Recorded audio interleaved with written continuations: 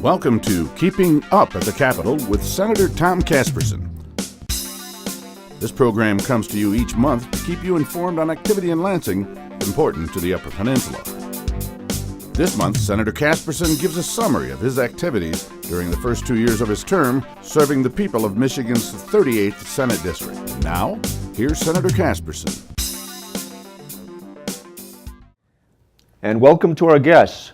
Those of you who are accustomed to viewing this program on a regular basis are familiar with Senator Casperson serving in the role as host. We have switched things on him this month, seeing as it's the end of the 2-year legislative term, the 96th legislature. We decided to ask him the questions to look back on the past 2 years. So, Senator Casperson, welcome to your own program. Good to be here. To start with, you served 6 years in the Michigan House of Representatives. Looking back on the past 2 years as a state senator, how would you say this has been different?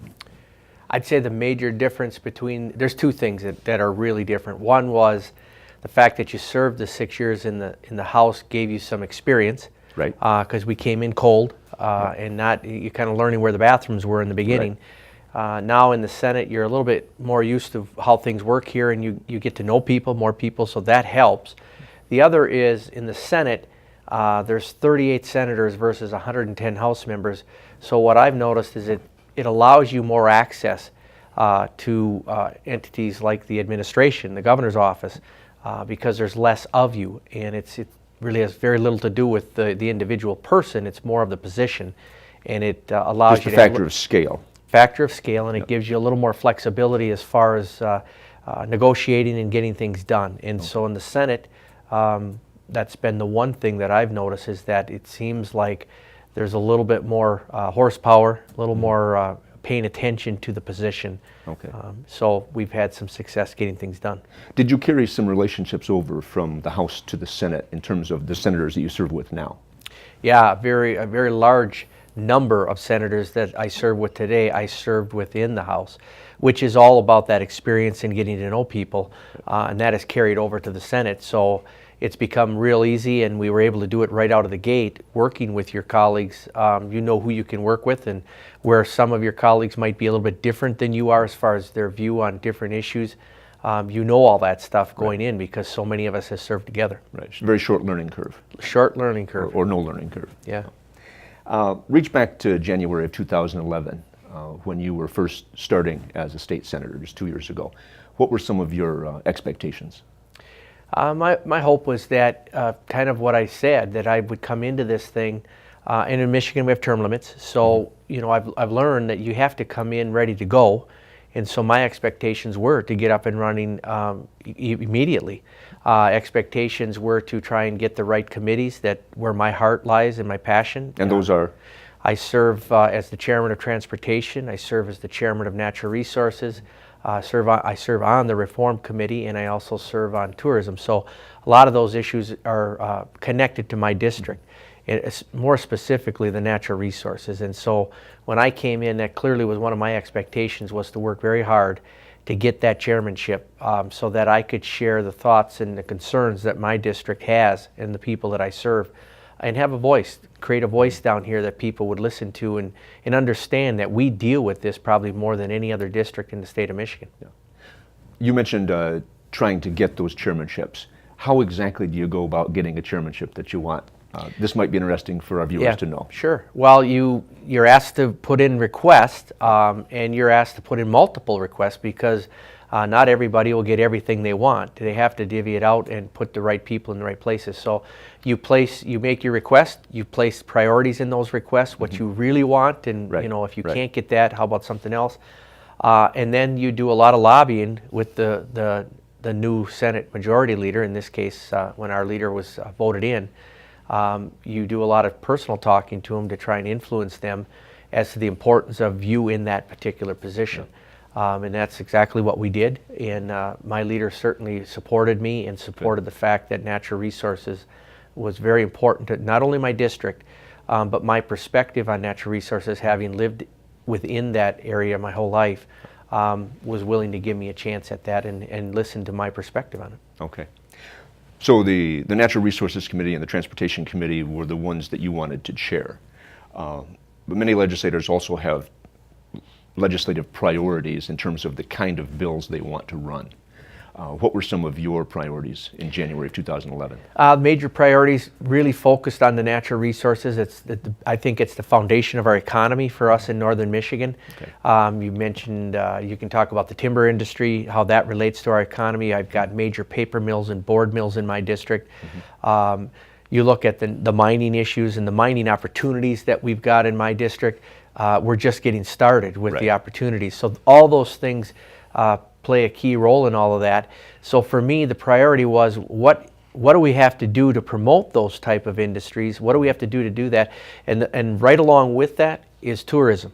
And tourism in my district is huge and very important to the fact that that's part of our economy. That's what helps us sustain ourselves. So are there barriers in the way? If there are, what can we do to help? So that's how we looked at that. That's how we approached it. And then I set up my priorities accordingly. Okay. And a lot of those barriers were pieces of legislation we ran were to remove some of those barriers. And so that was kind of what the focus was. Okay, good. Speaking of those legislative priorities, let's talk about some of the successes you've seen with running particular bills or bills on particular priorities that you mentioned. For example, the land cap bill. For those of our viewers who may not have much of background in that, explain that bill. Sure. The land cap bill was something that was, the state has been buying an enormous amount of land, almost 4.6 million acres of land owned now by the state of Michigan. And if you combine that with the federal land that's owned and you combine that with Nature Conservancy ownership and the various different entities that are what I would deem to be close to public ownership or actual public ownership. Right. It sounds good on the surface, but where we run into problems would be the tax base for our local units of government creates a real problem for local units of government that have large tracts of land within their jurisdiction. If the state buys the land and takes it out of the local property tax base. Absolutely, because what happens is the rate is a reduced rate, a much less amount than if the private citizen just owned the land and paid their taxes. And then there's been ongoing problem with that, where the state, because they continue to buy more land, we haven't had the resources needed to pay our full tax payment. So to the local government. To the local units of government. So what we're doing is we're prorating that number, which gives the local units even less money. So they're losing on both ends. They're losing what they could get from the private citizen owning the land. That rate is much higher. Right. And they're also losing from the state itself because the state's only paying partial payment. They're saying we're going to only pay what we can afford.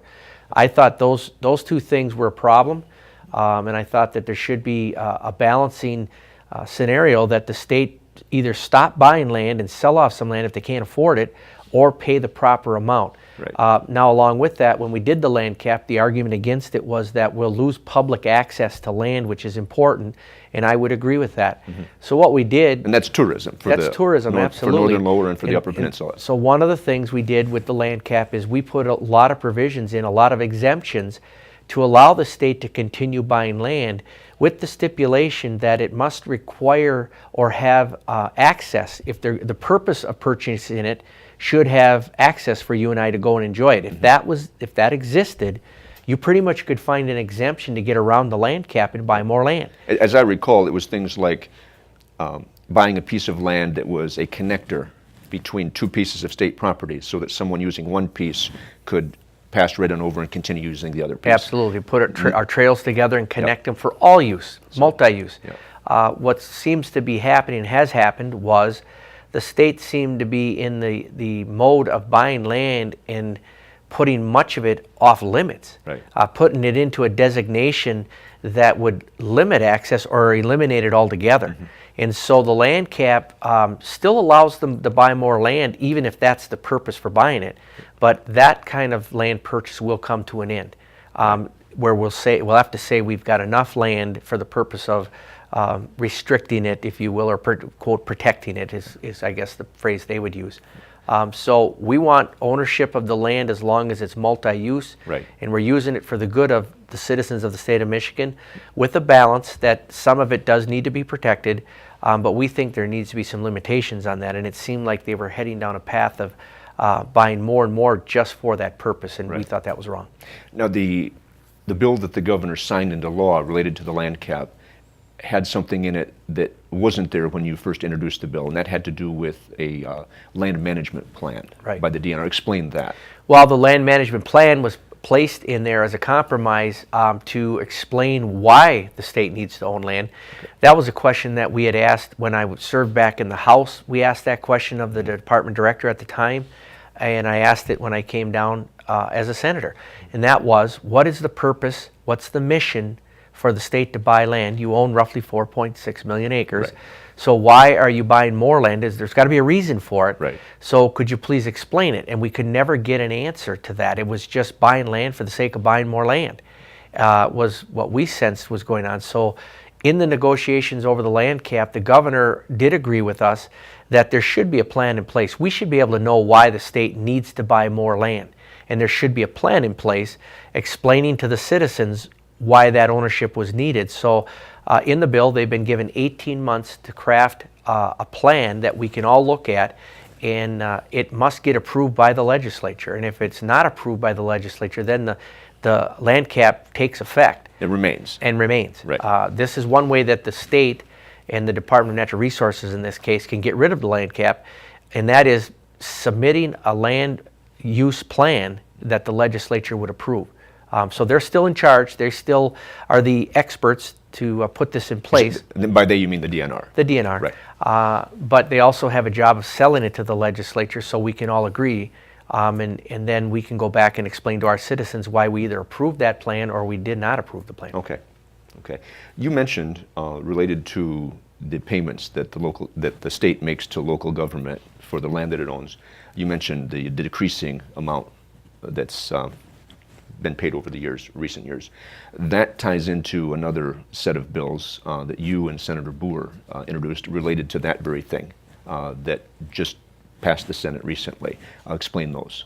Well, the PILT payment legislation we passed, payment in lieu of taxes, that gets back to what we talked about a minute ago, was about how the state has had to prorate their tax payments and their tax rate because the state does not have enough money. We've had some trouble with our budgets, as we all well know.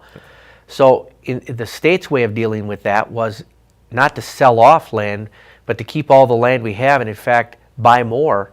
But then in order to meet their tax obligations, they would simply average the acreage they own into the pot of money they felt they had to pay the tax, and whatever that rate came out to. So it was less per acre each year. It was every year that rate would keep dropping because they had more land and the same amount of money, or in some cases you could argue had less money because budgets were tight. So the new bills The new bill will make them pay the payment that's already been agreed to, and that goes all the way back to 1986. And that rate is the rate that we believe they should have to pay. They should not be allowed to prorate something like that and say, well, we'll only pay you how much money we have. So they're forced now to pay the actual rate, just as a citizen would have to. And we also factored in some inflationary costs into that because the last time this rate was looked at was 1986.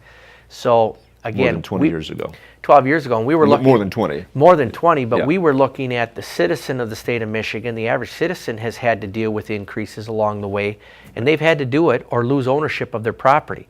So the state has had the best of all worlds with their ownership, and we didn't think that was proper. And the administration has agreed with us that in fairness, this needs to be fixed and adjusted. So we're very close to having this finalized, and we believe when we get him to the governor's desk, he'll sign it. And this is going to be very good for our local units of government, especially in northern, lower, and the upper peninsula, where the vast majority of the land is owned. The other thing that we gain from all this is that a lot of the representatives that live in areas where there is no state land, they now see the cost of the ownership of all this land. So they're aware of it now, to the point that even they're asking questions of the department, why do we need to own all this land? And to me, that was a success when I came down here, that I got my colleagues to now start looking at this issue as not just a northern Michigan issue, but a state of Michigan issue, because of the cost of ownership. We all have to bear that. Speaking of not just an Upper Peninsula issue anymore, you championed through your transportation committee one bill in particular, but it was part of a package of bills that set up, the purpose is to set up a regional transit authority for southeastern Michigan. You've gotten a lot of press about that in Detroit, the Detroit metropolitan area.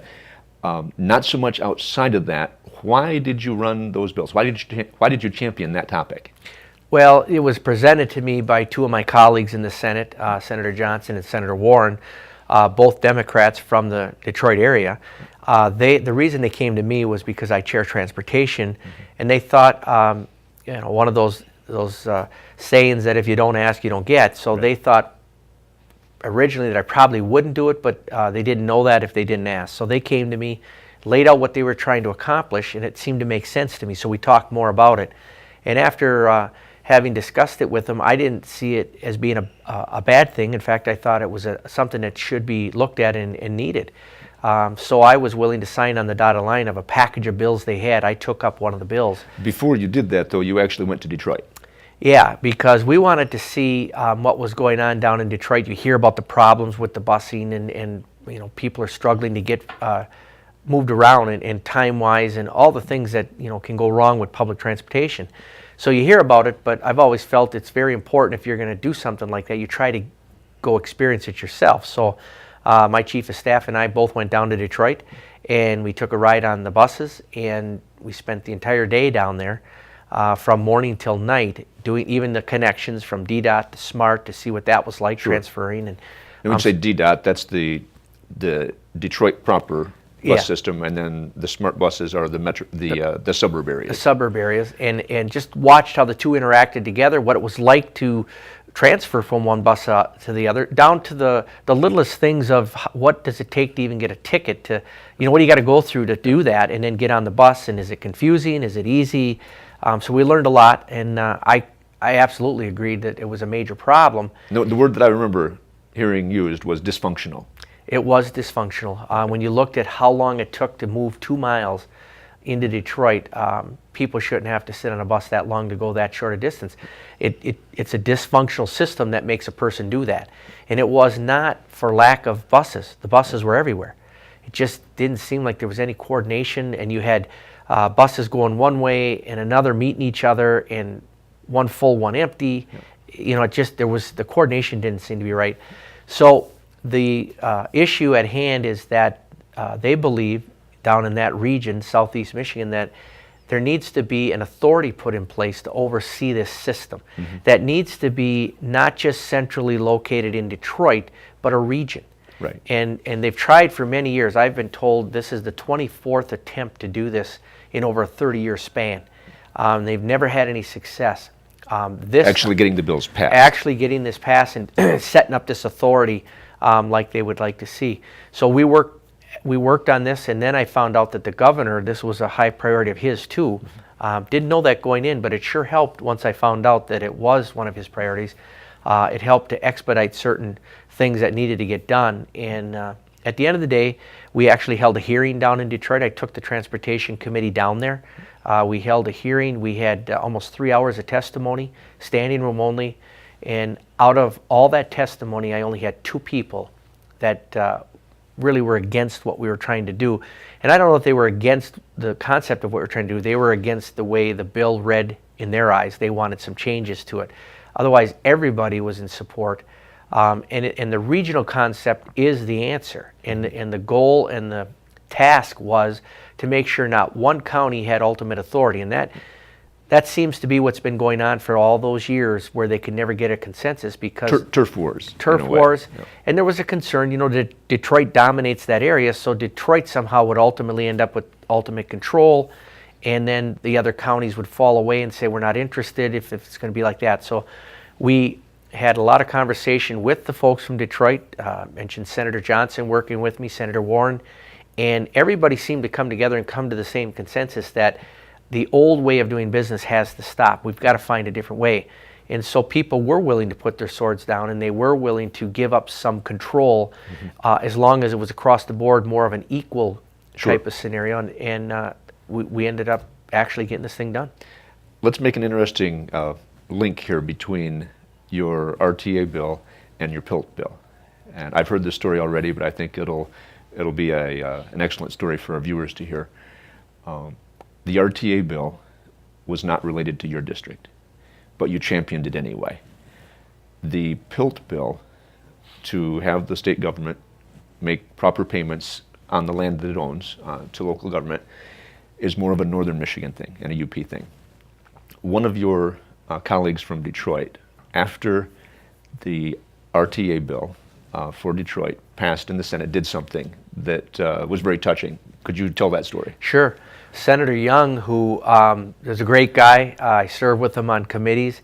But don't always agree with him. Yeah, I'd say most of the time we vote opposite of each other. Our philosophies are very different, and it's pretty much based on our environment where we come from, our upbringings, and what we're used to. So it has nothing to do with him being a bad person, or hopefully me not being a bad person. It's just we philosophically disagree on a lot of things.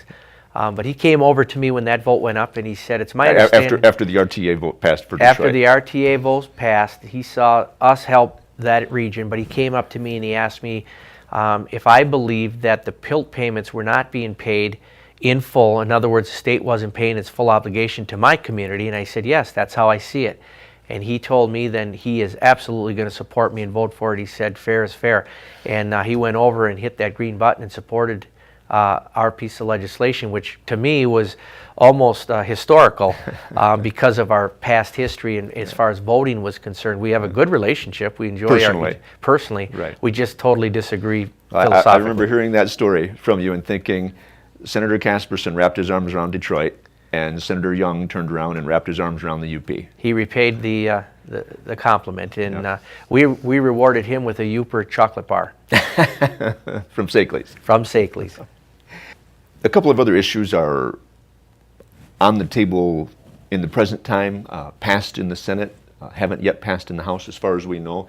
One of them has received a good deal of press, and that's your wolf hunt legislation.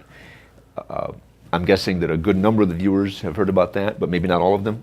Give us some background.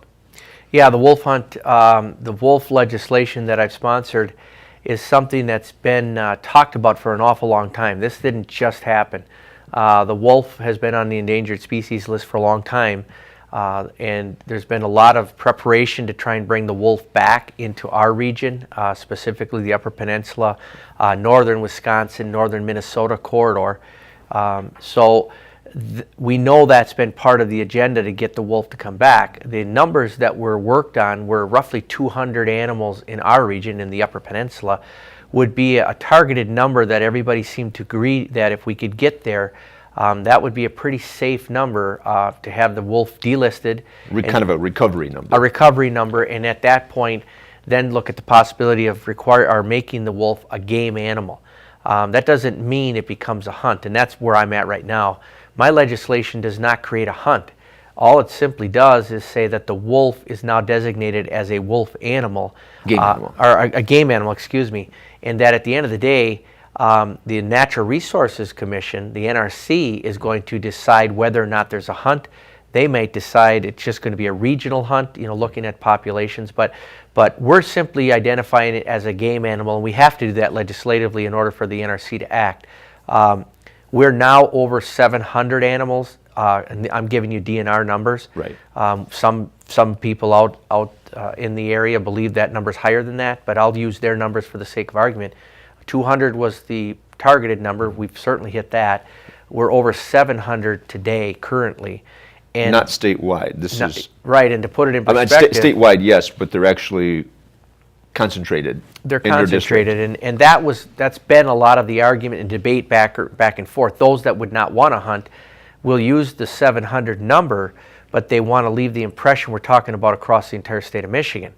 If you put it in perspective, that 700 number is isolated down to regions of the Upper Peninsula, and specifically the west end of the UP. So a small region in comparison to the entire state is sustaining most of the wolf population.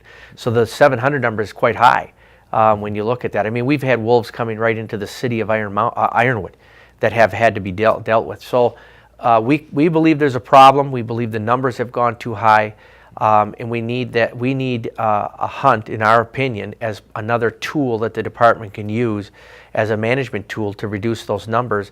And I think what you'll see is regional hunts out of this. But It is But also not created by the bill. No, Created if the NRC determines there's the need. the bill does not create a hunt. It just simply designates the animal as a game animal, and it allows the NRC to do it. Doesn't mean they will, but it allows them then to take it to the next level and create a hunt. Okay.